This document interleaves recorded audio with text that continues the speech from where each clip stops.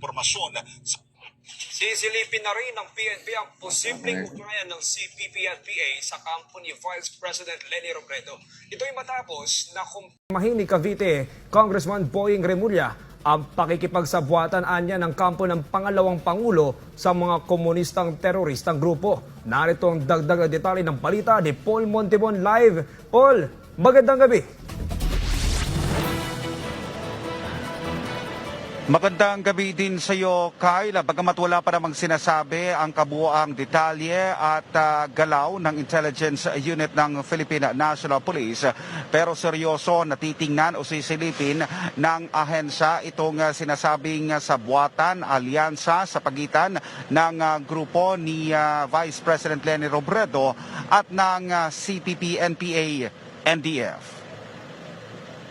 Sa susunod na mga araw, inaasahang magsusumite ng kanilang intelligence report ang Philippine National Police sa opisina ni Pangulong Rodrigo Duterte. Kaugnay ito sa lumulutang na ugnayan ng CPP-NPA-NDF sa kampo ni Vice President Leni Robredo. Kasunod rin ito ng naging pahayag ni Cavite Congressman Boying Remulla na hindi lahat ng dumalo sa Cavite rally ni VP Leni ay mga Caviteño, kundi karamihan sa mga ito ay pawang mga miyembro ng CPP-NPA. We will look at it and submit the report to the President. Yung mga rallies, statements are the one that is, you assess it. Kasi yung intelligence work, we cannot give you intelligence work. If we go to the field and our intelligence operatives are monitoring and then the statement, ina-assess yan and then we give it to the proper authority. Pero iginiit ng PNP na maaaring hindi lang ang kanilang ahensya ang kailangan na makipag-ugnayan dito upang matukoy ang katotohanan sa nasabing aligasyon. We're only one of the agencies.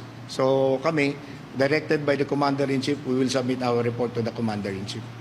Matatandaang sa panayam ng SMNI kay Ka Eric Celis na dating kadre ng CPP-NPA, sinabi nitong tila nagbubulag-bulagan ang mga kampo ni Vice President Leni Robredo sa pagpasok ng CPP-NPA-NDF sa kanilang campaign sorties. Giit pa ni Ka Eric, ang tanging interes ng Robredo camp ay makakuha ng dagdag na boto sa nalalapit na eleksyon.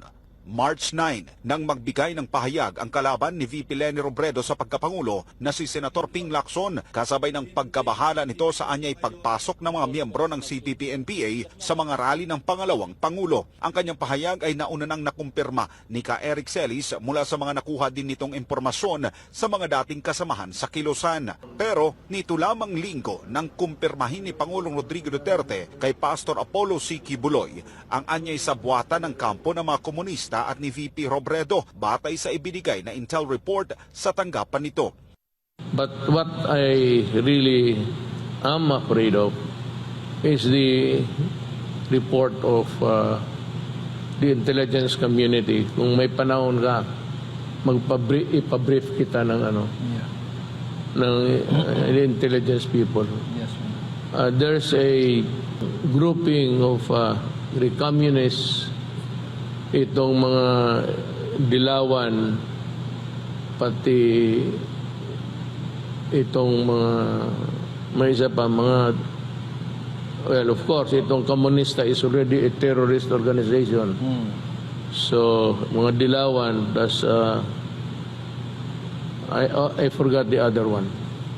Yan ang, dyan ang, ng gobyerno. They're watching for that kind of situation. They might be, yun ang sinabi ko na pwedeng manggulo. Kasi they have this working relations now with the Dilawan, and the election is the objective really. Para sa kampo ng pangalawang pangulo, tahasan itong sinabi na wala siyang ugnayan sa CPP-NPA-NDF, kasabay ng pagtanggi na may opisyal na pag-endorso ang CPP-NPA-NDF sa kanyang kandidatura. Pero nitong nakaraang araw lang din nang mag-post sa social media account nito ang founder ng CPP-NPA na si Joma Sison na nagpapahayag ng pagsuporta kay Vice President Leni Robredo. Samantala, Kyle, sa mga naunanag, mga panayam kay Ka Eric Celis. Sisilipin na rin ng PNP ang posibleng ugnayan ng CPP at